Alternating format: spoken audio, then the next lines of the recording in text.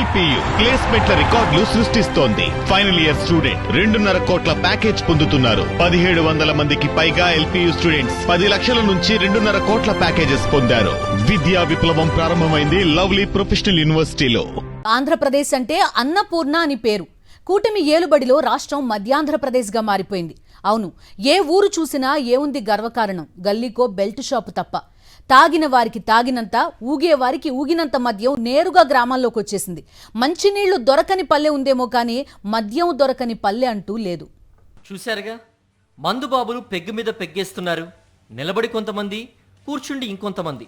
ఎక్కడి వారు అక్కడే ఎంచక్క బ్యాచ్లుగా విడిపోయి లిక్కర్ను లెక్కలేనంతగా తాగేస్తున్నారు. ఉమ్మడి పశ్చిమ గోదావరి జిల్లాలో బెల్ట్ షాపుల వద్ద నిత్యం కిక్కెంచే దృశ్యాలు ఇవి. బెల్ట్ షాపుల వద్ద ఏకంగా పర్మిట్ రూముల్ని తెరిచారు.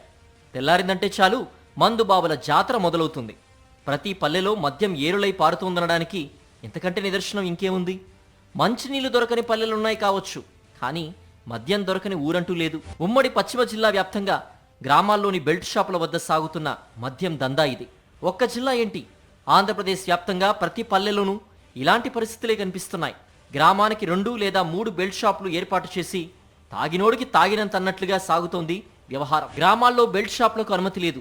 ఎంఆర్పీ రేట్ల కంటే ఎక్కువ ధరకు మద్యాన్ని విక్రయిస్తే కఠిన చర్యలు తీసుకుంటాం. ఇలాంటివన్నీ అధికారుల ప్రకటనల వరకే.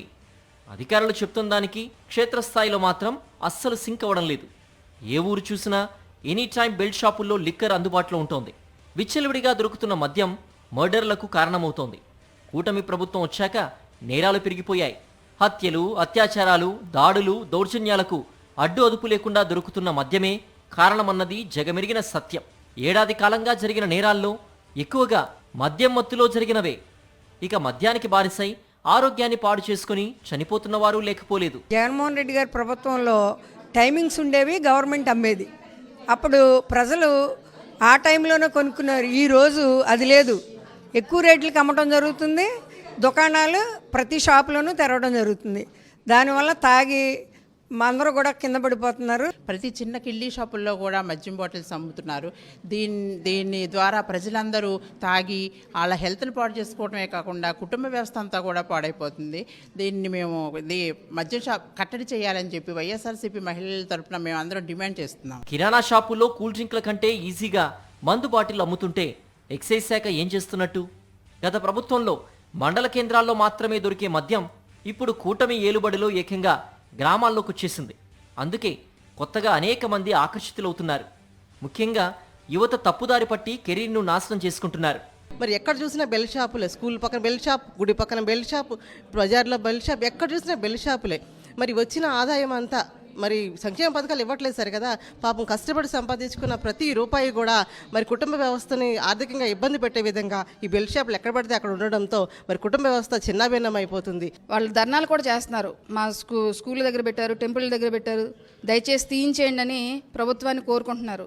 కొట్టి చంపేస్తున్నారు, ఎక్కడక్కడే నరికేస్తున్నారు. పోలీస్ స్టేషన్లో తలకాయలు కాళ్ళు ఇన్ని పుట్టుకుపోతున్నారు.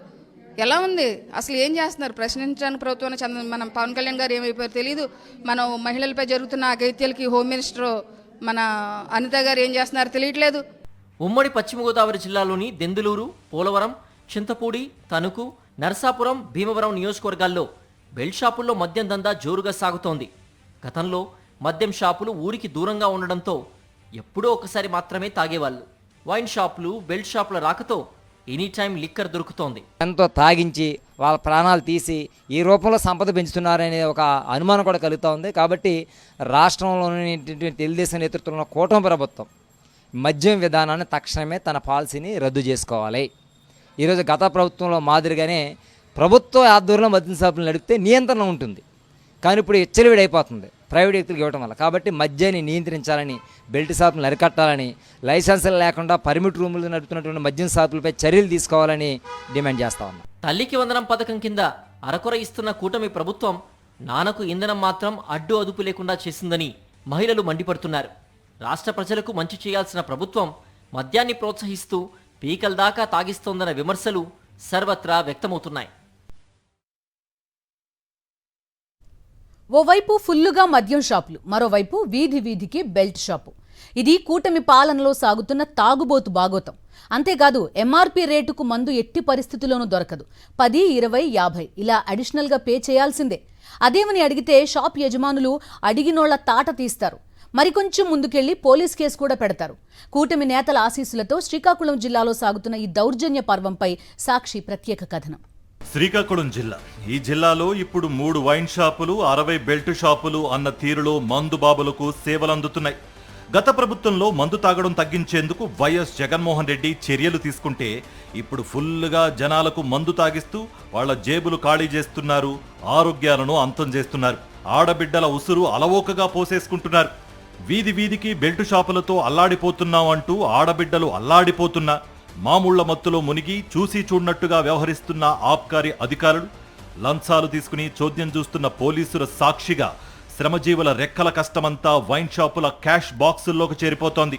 గతంలో కిలోమీటర్ల దూరం వెళ్లి మందు తెచ్చుకునే పరిస్థితి నుంచి ఇప్పుడు ఏ వీధిలో అయినా బెల్ట్ షాపులు అందుబాటులోకి ఉండడంతో పని చేసుకుని ఇంటికి వెళ్లే సమయంలో సగం కూలీ ఖర్చు పెట్టుకుంటుంటే ఇంటికి వెళ్లిన తర్వాత కూడా 4 అడుగులేస్తే మందు దొరికే పరిస్థితి ఉండడంతో సంపాదనంతా హారతి కర్పూరమైపోతోంది. ప్రతి ఊరికి ఉందన్నా, ప్రతి ఊరికి ఉంటే మరి మేము బయటికి పాతికి దొడ్డుకి వెళ్ళడానికి మగవాళ్ళు తాగేసుకున్న వాళ్ళు తాగకున్న వాళ్ళు అందరూ అక్కడ ఉంటే మరి ఆడవాళ్ళ పరిస్థితి ఏంటి?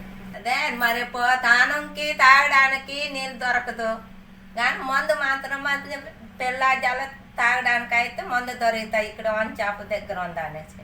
ఇదంతా ఒక ఎత్తు అయితే ప్రతి బాటిల్కు ఎంఆర్పీ రేట్ల కంటే 10, 20, 50 రూపాయల దాకా ఎక్కువ వసూలు చేస్తూ వైన్ షాపుల యజమానులు జనం సొమ్మును ఓడ్చేసుకుంటున్నారు. ఇదేమని అడిగితే ఇది లోకల్ ట్యాక్స్, ఎవరికి చెప్పుకుంటారో చెప్పుకోండి అంటూ దబాయించడం చూసి మద్యం ప్రియులు నిర్ఘాంతపోతున్నారు. పలాసపట్నంలోని ఓ టీడీపీ నేతకు చెందిన మందు షాపు దగ్గర జరుగుతున్న దౌర్జన్యకాండే ఈ పరిస్థితికి ఓ దృశ్య సాక్ష్యంగా చెప్పుకోవచ్చు.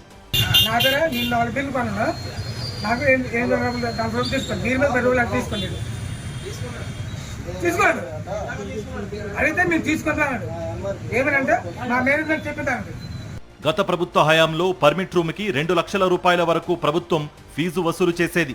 ఇప్పుడు ఆ ఫీజు చెల్లించాల్సిన అవసరం లేకుండా ఎవరికి వారు పర్మిట్ రూములను ఏర్పాటు చేసుకుని బార్ అండ్ రెస్టారెంట్ల మాదిరిగా నడుపుతున్నారు.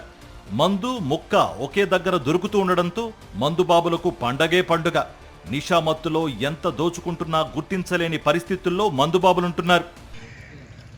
గత ప్రభుత్వంలో ఈ మద్యం అనేది స్వయంగా ప్రభుత్వమే అమ్మేది.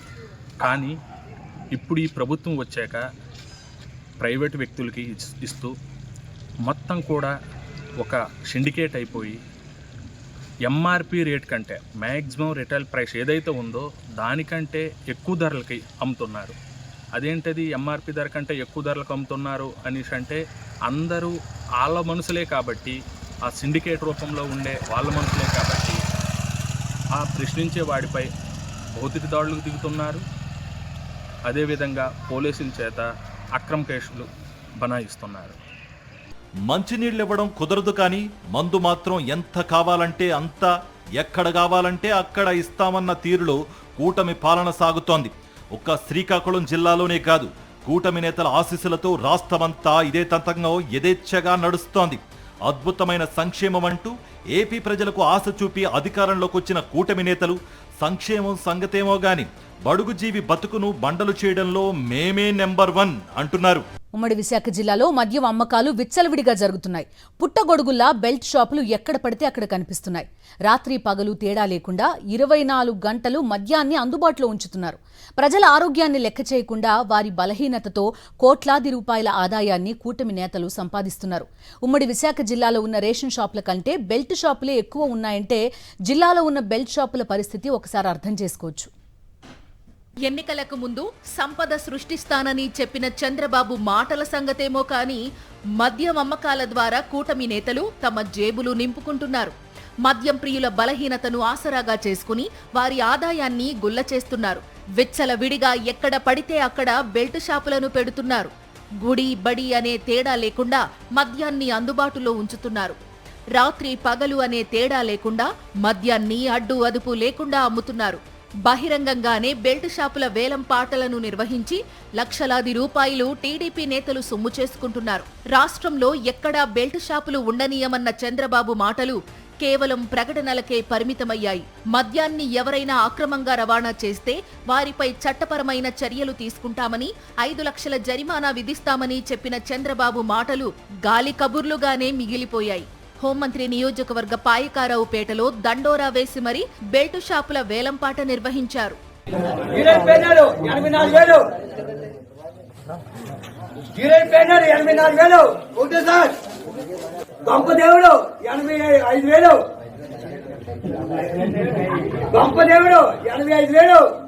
మరోవైపు పర్మిట్లు లేకుండా మద్యం రూమ్లను ఇష్టానుసారంగా ఓపెన్ చేశారు. ఎటువంటి అనుమతులు లేని పర్మిట్ల రూమ్లలో దర్జాగా మద్యాన్ని సేవిస్తున్నారు. బెల్ట్ షాపులు, పర్మిట్ల రూమ్ల సంగతి పక్కన పెడితే టీడీపీ నేతలు స్వయంగా నకిలీ మద్యాన్ని తయారు చేస్తున్నారు. నకిలీ మద్యానికి కేంద్రంగా అనకాపల్లి జిల్లాను మార్చివేశారు. స్పీకర్ అయ్యన్న పాత్రుడి సన్నిహితుడు రుత్తుల రాము నకిలీ మద్యానికి డాన్గా వ్యవహరించారు. నకిలీ మద్యాన్ని పెందుర్తి, యలమంచిలి నియోజకవర్గాలకు అడ్డాగా మార్చేశారు. తయారు చేసిన నకిలీ మద్యాన్ని బ్రాండెడ్ కంపెనీలను తలదన్నేలా సీసాలు, క్యాప్లు బిగించి అమ్మేసేవారు. ఈ నకిలీ మద్యం ఆదాయం ద్వారా కూటమి నేతలు కోట్లాది రూపాయలు ఏడాది కాలంలో సంపాదించారు. నకిలీ మద్యంలో సూత్రధారులు దొరికినా కేవలం నామమాత్రపు కేసులు పెట్టి అధికారులు చేతులు దులుపుకున్నారు.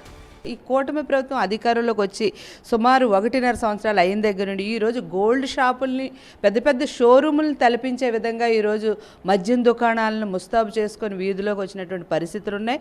అంతేకాకుండా అధికారికంగా, అనధికారికంగా కూడా ఈరోజు అనేకమైనటువంటి మద్యం షాపుల్ని ఈరోజు విచ్చలవిడిగా మద్యాన్ని ఏరులై పారిస్తున్నటువంటి ప్రభుత్వం ఈ కూటమి ప్రభుత్వం. విచ్చలవిడిగా మద్యాన్ని అందుబాటులో ఉంచడం, నకిలీ మద్యాన్ని అడ్డు అదుపు లేకుండా అమ్మడంతో ప్రజల ఆరోగ్యం పాడవుతున్నా అవేమీ కూటమి నేతలకు పట్టడం లేదు. దీపం ఉండగానే ఇల్లు చక్కబెట్టుకోవాలనే సామెత సందర్భంగా అధికారం ఉండగానే కూటమి నేతలు కోట్లాది రూపాయలను వెనకేసుకుంటున్నారు. రాష్ట్రంలో రేషన్ షాపుల కంటే బెల్ట్ షాపులే ఎక్కువగా ఉన్నాయనే అభిప్రాయాన్ని వైఎస్ఆర్సీపీ నేతలు వ్యక్తం చేస్తున్నారు. చంద్రబాబు ఎప్పుడూ అధికారంలో ఉన్నా బెల్ట్ షాపులను విచ్చలవిడిగా ప్రోత్సహిస్తారని గుర్తు చేస్తున్నారు. ప్రజల జీవితాలతో చెలగాటమాడుతున్న కూటమి ప్రభుత్వానికి ప్రజలు బుద్ధి చెప్పే రోజులు దగ్గరలోనే ఉన్నాయని హెచ్చరిస్తున్నారు. అంటే ఈ కూటమి ప్రభుత్వంలో మద్యం అనేది ఎలా ఉందంటే డోర్ డెలివరీ కూడా చేసేస్తున్నారు.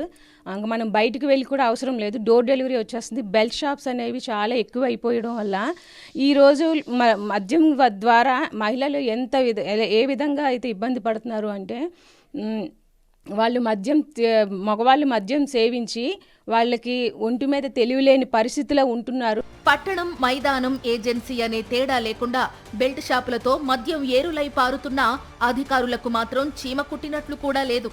అధికారులు మద్యం సిండికేట్లకు తల వంచుతున్నారు. చిన్న చిన్న కేసులు నమోదు చేసి చూసి చూడనట్లు బెల్ట్ షాప్ నిర్వాహకులను వదిలేస్తున్నారు.